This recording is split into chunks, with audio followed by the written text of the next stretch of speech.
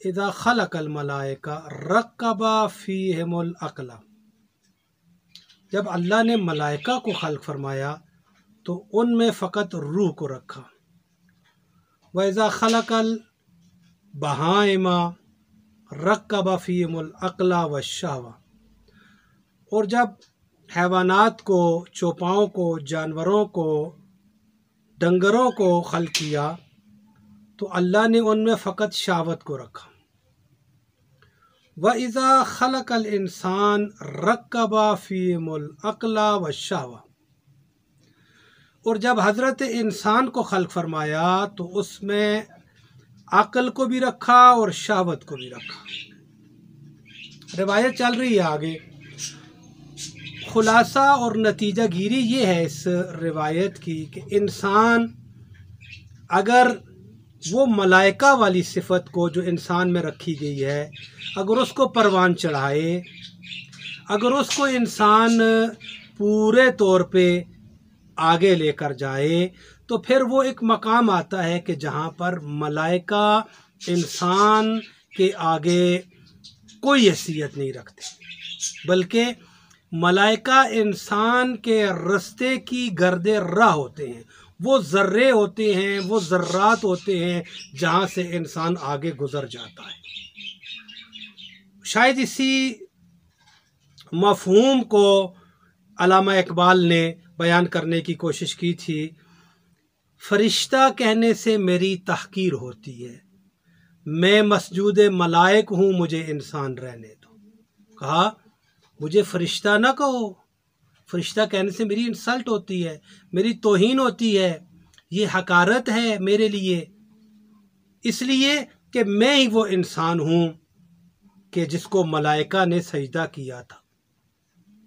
मैं ही वो इंसान हूँ जिसके सामने मलाइका झुके थे। बस मलाइका से इंसान का मकाम बहुत बुलंद है। और हैवानात, रह गई बात हैवानात की, ये दो पहलू इसलिए बयान किए गए। कभी कभी इंसान इतना गिरता है कि वो अस्फलुस्साफिलीन हो जाता है, ना फ़कत अस्फलुस्साफिलीन हो जाता है। कुरान ने कहा इन्ना शर्रद दवाब इंदल्लाह, ये इंसानों की तरफ इशारा है कि अल्लाह की बारगाह में इंसानी शक्ल में ऐसे हैवानात भी हैं, ऐसे दरिंदे भी हैं, ऐसे भेड़िए भी हैं, ऐसे खूनखार भी हैं, जो उन भेड़ियों से जिन्हें भेड़िया खल किया गया है, उन दरिंदों से जिन्हें अल्लाह ने दरिंदा खल किया है, उन हैवानात से जिन्हें खुदा ने हैवानात खल किया है, उनसे कहीं बदतर हो जाते हैं। ये इंसान के लिए इन्ना शर्र दवाब इंदल्लाह। और इसी को खुदा ने बयान किया, होम कल अनहाम बल हम अजल, ये ऐसे लोग हैं जिन्हें आंखें दी हैं उनसे देखते नहीं हैं, जिन्हें कान दिए हैं वो उन कानों से सुनते नहीं हैं, जिन्हें हमने दिल दिए हैं लहुम क़ुलूबुन ला यफ़क़हूना बिहा, वो समझते नहीं हैं उन दिलों के ज़रिए से। फरमाया ये कल अनाम, ये जानवरों की मानत है। और फिर खुदा ने फरमाया बल हम अजल, ये जानवरों से भी बदतर हैं। वही यानी बुरे तरीन जानवर, यानी जिनसे खूनी दरिंदे भी, जिनसे चीरने फाड़ने वाले भी पनाह मांगे, वो भी इंसान ही होता है। बस इंसान अपनी अक्ल की बिना पर, अपनी रूहानियत की बिना पर तमाम मखलूक पर इसको अफजलियत और फ़ौक़ियत दी गई है। बस वो अफजलियत और फ़ौक़ियत जो अक्ल की बिना पर है, इस अक्ल को ये देखना चाहिए कि इंसानी अक्ल में कमाल कहाँ से आता है। कमाल ऐसे आता है, उस इंसान को साहिब अक्ल कहा जाता है जो रिवायत की ताबीर है। अक्ल का तकाजा ये है कि इंसान अपना नुकसान न करे। और आज हम इतने नाउज़ बिल्लाह बेअक्ल हो चुके हैं, आज हम अपने नुकसान को फ़ायदा कह रहे होते हैं। ये बहुत बड़ी बदअक्ली है, बेअक्ली है, कम अक्ली है, कम ज़रफ़ी है कि नुकसान को फ़ायदा कहना सबसे बड़ी कम अक्ली है। बस हर वो चीज़ जो आपके और मेरे मुस्तक़बिल के लिए कल के लिए, आइंदा के लिए फ़ायदा मंद है वही अक्लमंदी है, और जो हमारे कल के लिए नुकसान है वो उसका अंजाम देना कम अकली है। बस दुनिया में हम जो काम भी कर रहे हैं ये 60-70 साल ज़िंदगी के लिए, फ़कत इस 60-70 साल ज़िंदगी को नहीं देखना, बल्कि इसके बाद जो हकीकी ज़िंदगी है उसको नज़र में रखना है। अगर ये काम उस ज़िंदगी के लिए फ़ायदेमंद है और हम कर रहे हैं तो हम अक्लमंद हैं, अगर हम उस ज़िंदगी का नुकसान कर रहे हैं तो हम कम अक्ल हैं। बस अक्लमंदी ये है कि इंसान अपने नुकसान यानी गुनाह से बच जाए, ये अक्लमंदी। इस वजह से इंसान को अशरफुल मखलूक बनाया गया है कि अपनी इस अक्ल का ये इस्तिफादा ले, ये इस अक्ल से फ़ायदा उठाए, ये काम इस अक्ल से ले कि गुनाहों से बच जाए, कि अपना नुकसान करने से बच जाए। बस इंसान को सिर्फ फ़ायदे के पीछे जाना है और मुगालता नहीं खाना फ़ायदा किस चीज़ में है। सच में हमेशा फ़ायदा है, कभी झूठ में फ़ायदा नहीं होता। हर वो काम जो इंसान के नामे आमाल में दाएं फरिश्ते की तारीर के तहत आए, दायां फरिश्ता लिखे, वो इंसान के फ़ायदे का काम होता है। यही अक्ल इंसान को एक बारीक नुक्ता है, एक आजिज़ी, इनकिसारी, कसर नफसी और तवाज़ो सिखाती है। अगर किसी इंसान के अंदर हमें आजिज़ी नज़र आ रही है, इनकिसारी नज़र आ रही है, वो अपने आप को दूसरे तमाम लोगों से कम तर समझ रहा है, समझ लीजिए वो अक्लमंद है। ये एक अक्लमंदी की अलामत है। रिसालत इमाम अलैहिस्सलाम के बारे में जो तारीख़ निगारों ने जो जुमला लिखा है मेरे जहन में आ रहा है, फरमाते हैं पैगंबर तमाम नेक सिफ़ात का मुरक्का थे, मुजस्समा थे।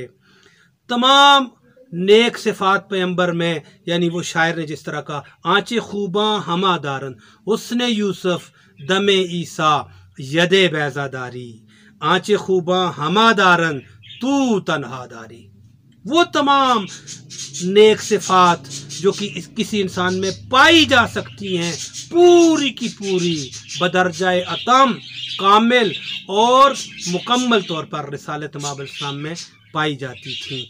और ये जुमला आपने गौर से सुनना है। सीरत पैगंबर गिरामी में ये लिखा गया है कि आप में जितनी सिफ़ात भी पाई जाती थी, अहम्मुहा सिफ़तुत तवाज़ु, उन तमाम खूबियों, खसलतों में, क्वालिटीज़ में जो नुमायाँ तरीन पैगंबर गिरामी की सिफ़त थी, वस्फ़ थी, क्वालिटी थी, वो क्या थी? अत्तवाज़ु, आजिज़ी, इनकिसारी, कसर नफसी।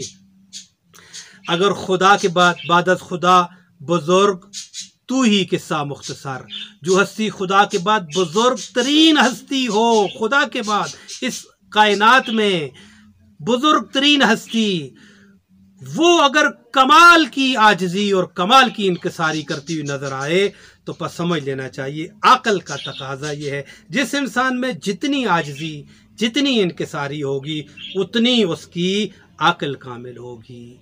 बस अक्ल इंसान को आजिज़ी का दर्स देती है।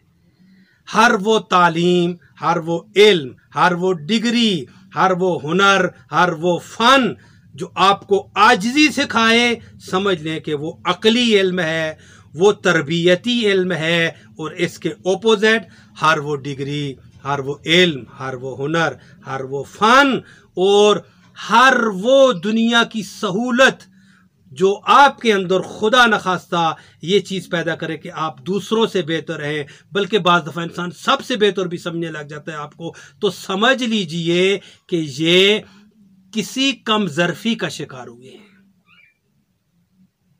हम ये इल्म नहीं है, ये हुनर नहीं है, ये फ़न नहीं है, ये कमाल नहीं है, ये ऐन ज़वाल है। अगर हमारे अंदर अना तरबियत पा रही है, अगर हमारे अंदर तकब्बर क्रिएट हो रहा है, अगर हमारे अंदर गुरूर को जो चीज़ जन्म दे रही है, हमें आजिज़ी की तरफ और कमाल आजिज़ी की तरफ अगर नहीं लेके जा रही, वो कभी इल्म नहीं हो सकता, कभी हुनर, कभी फ़न नहीं हो सकता। वो किसी शायर का जुमला था कि दाना खाक में मिलकर गुलो गुलजार होता है और सरनुगू हो के सुराही सरनुगू हो के भरा करती है पैमाना। बस सुराही जब तक सरनुगू नहीं होगी पैमाना नहीं भरेगी। दाना जब तक खाक में नहीं मिलेगा न उससे गुल बनेगा न उससे गुलजार बनेंगे। बस ये वो एक नुक्ता था जो आज आपकी खिदमत में अर्ज करना था। आजजी, इनकिसारी, कसर नफसी और अपने आप को अल्लाह की तमाम मखलूक से, तमाम दूसरे लोगों से कमतर समझना हकीकत में उन सब से बड़ा होना है। हकीकत में ये आपकी बुजुर्गी की अलामत है। बस यही एक नुक्ता था। इसकी एक छोटी सी मिसाल आपकी खिदमत में अर्ज कर दूं। देखें, हम ज़मीन के हवाले कर रहे होते हैं एक बीज, उस बीज से फिर एक कोंपल निकलती है, उस कोंपल से फिर एक दरख्त बनता है, ये तनावर होता है। फिर जब तनावर होता है ये दरख्त फिर फूल लगाता है, फूल के बाद ये फल लगाता है। बस यहाँ लाना था आपको।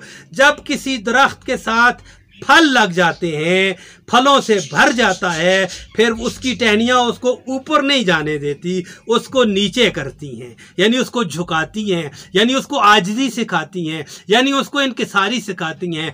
बस जो बीज से जो मरहला शुरू होता है उसका जो आखिरी पहलू है और आखिरी दर्जा है किसी भी बीज का, वो क्या है कि वो फलदार दरख्त बन जाए। यहाँ पर वो कामिल हो जाता है। बस इंसान उस वक्त कामिल होता है, इंसान उस वक्त साहिबे अक्ल होता है जब उस पर फल लग जाए। और फल की अलामत ये होती है कि वो इंसान और वो दरख्त झुक जाता है, क्योंकि जिसके पास फल होता है वो झुका हुआ होता है। और यही अक्ल है जो इंसान के अंदर सुकून पैदा करती है, इस्तराहत पैदा करती है, आराम लेकर आती है, इंसान को कंफर्टेबल बना देती है। यही अक्ल है।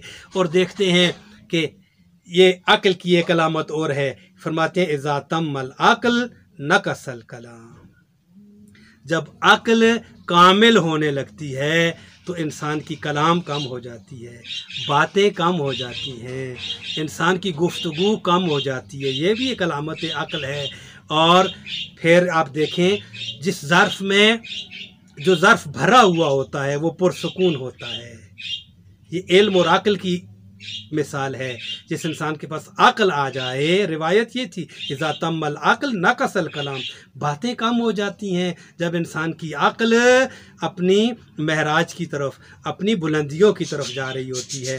बस जिस ज़र्फ़ में मज़रूफ़ कम होता है वो ज़्यादा हिलता है, और जो ज़र्फ़ कोई घड़ा, कोई बर्तन मज़रूफ़ से, पानी से, किसी माए से फुल होता है, लबरेज होता है, भरा हुआ होता है, फिर वो हिलता नहीं है, फिर वो पुरसुकून होता है। बस ये अक्ल की अलामत है। परवरदिगार आलम हमें इस अक्ल की दौलत से सही मानों में खातर खा फ़ायदा उठाने की तौफीक नसीब फरमाए। आजिज़ी जैसी नेमत हमें नसीब फरमाए, कम बातों जैसी दौलत हमें नसीब फरमाए, ज़्यादा से ज़्यादा फ़िक्र करने की तौफीक हमें नसीब फरमाए, और हमेशा अपनी आखिरत का फ़ायदा सोचने की तौफीक नसीब फरमाए। वस्सलाम व रहमतुल्लाहि व